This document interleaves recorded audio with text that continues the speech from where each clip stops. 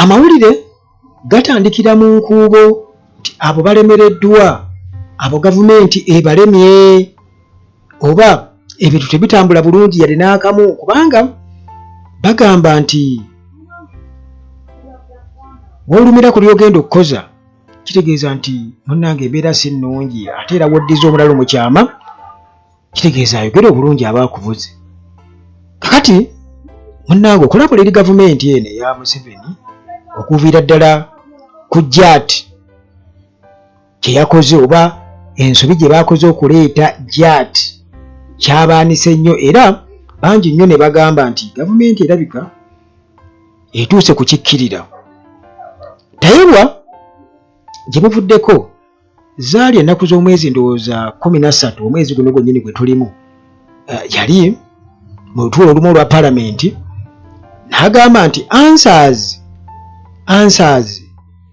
nti omuntu ze yali ya awa mu 1986 nga gavumenti ya Museveni yakajja mu buyinza nti si ze zimu z'oyinza okuwa ne lwaleero, nti answers ziri ze wawaluli ate z'oleeta na kakati.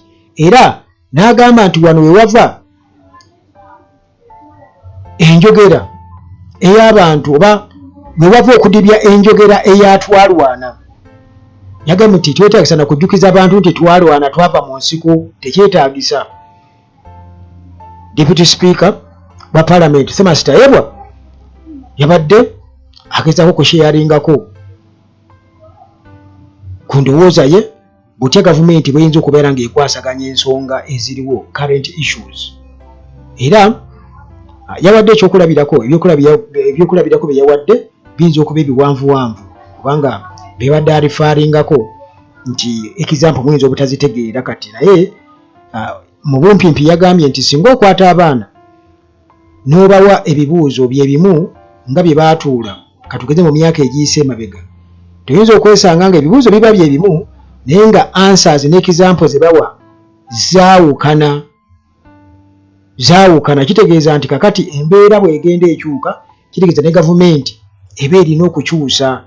Kugamba mu bufunze enswa bw'ekyusa amaaso nga naawe okyusa envubo, kye yabadde ategeeza mu mbeera eyo.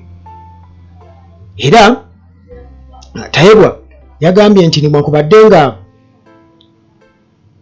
ebintu bye bimu ebizibu bye bimu bifaanaganamuuko n'ebyo ebyaliwo 1986 nga NRM yakava mu nsiko nga bakajja mu buyinza, naye engeri y'okubikwasaganyamu yanjawulo bwe tugeraageranya ku biriwo essaawa eno.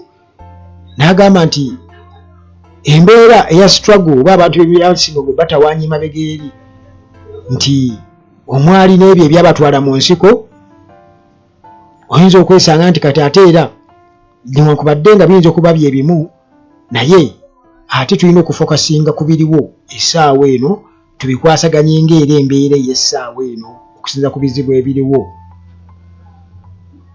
Nti ne answer ziyinza okuba ze zimu naye ebibuuzo biyinza okusigala nga bye bimu oba ebizibu bye bimu naye engeri gy'okubikwasaganyamu erina okubeera ng'ekyukagana, teyinza kuba ng'ey'emirembe giri egy'edda. Tayebwa yabadde ayogera nga annyonnyola nti tewali nsonga lwaki abantu baali badde batujjukiza nga bwe baalwana, bwe baava mu nsiko, bwe baakola ki, kubanga nti bannayuganda kati ebintu bye balina birala nnyo ebibaluma n'engeri gye babikwasaganyamu ndala nnyo. Baagala enkulaakulana, baagala obukulembeze bwe balabako nga bubafaako, naye ate nga bo munnange balemye okufuna fresh solutions, nti engeri gye bamulungulamu ebizibu gye bakwasaganyamu ebizibu bisolovinga ekwatagana n'omulembe oguliwo essaawa eno okusinza ku kusomooza okuliwo.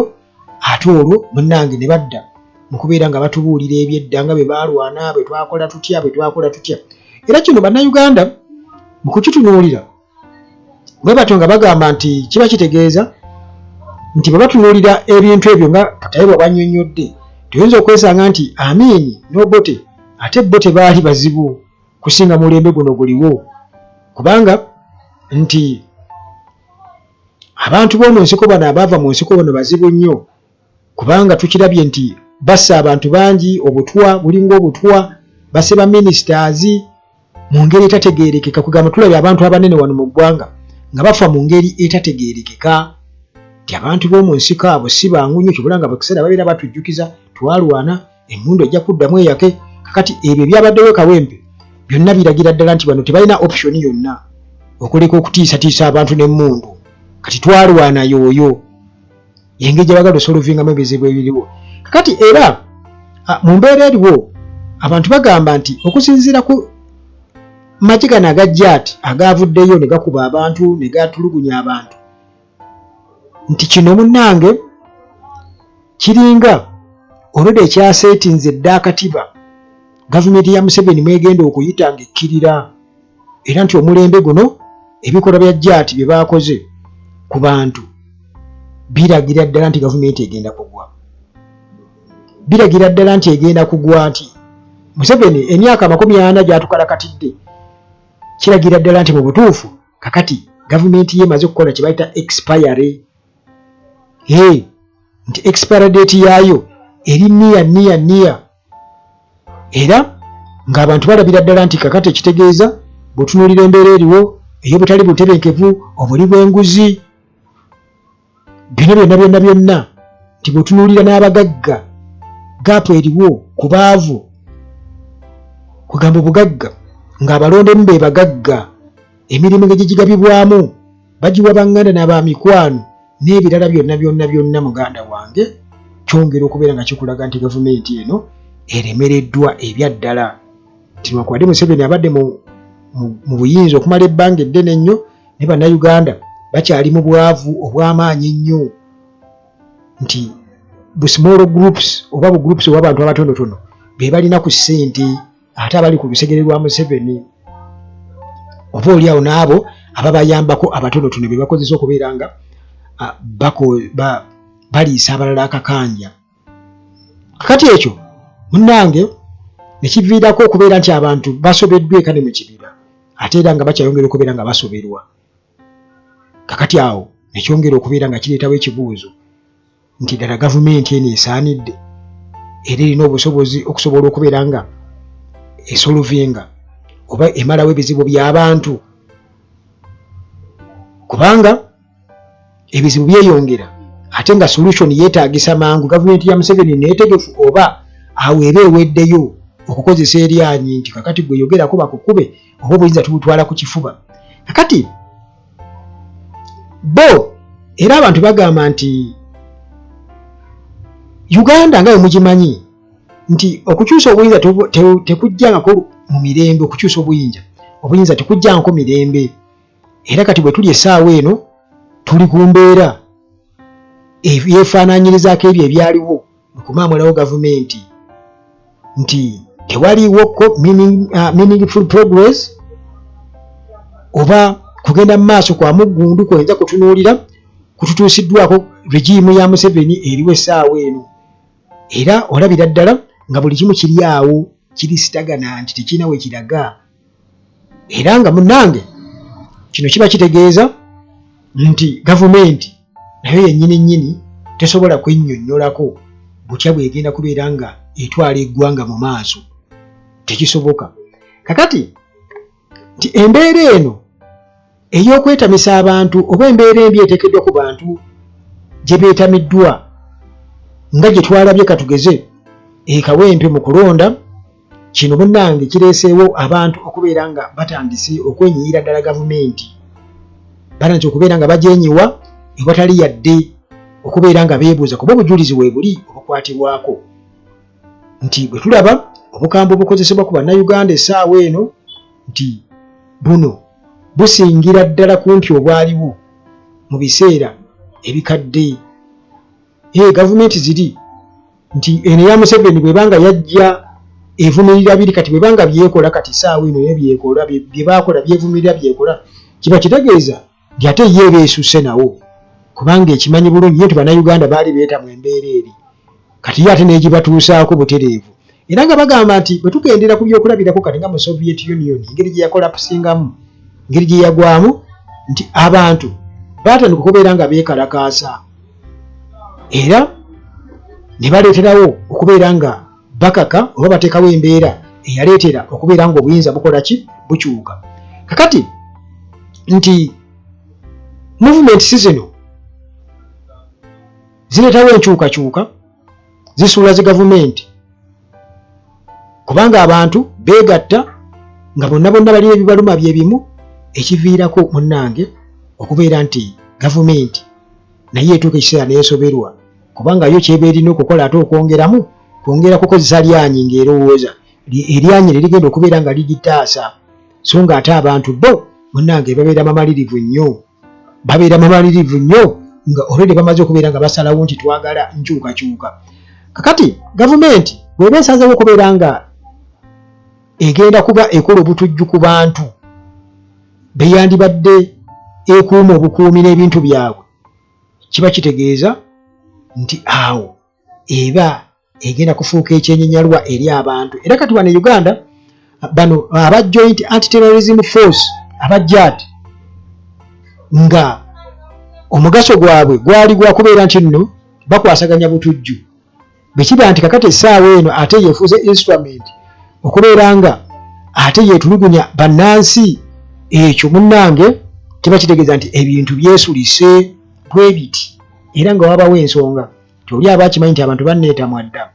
Kakati munnange nti bwekiba nti violence efaanaganako bwetyo nga already eyerekezeddwa abawagizi bwe wali badde egamba nti oba oli awo bano ba opposition ate ng'olumu era bwetyo violence etuuka okutwaliramu bannaalumanya ne basaalumanya, kiba kitegeeza nti muganda wange gavumenti kyeba esigaza kyokka okusobola okubeera nga yenywereza mu buyinza. Kati eba tekyeguya nti etwaliramu n'abaayo. Mwalaba wano nsiba nkibagamba mu kwekalakaasi kwe bagamba okwa Novemba 2020 wano mu Kampala nti omu ku baakuba amasasi, omu ku baana be baakuba amasasi, omwana omuto yali wa myaka oba gyali emeka, katanaweza myaka na 16 oba, yali w'omu ku abo abakulembeze ku byalo aba NRM, era omukyala yakaabanga bintu ebyo.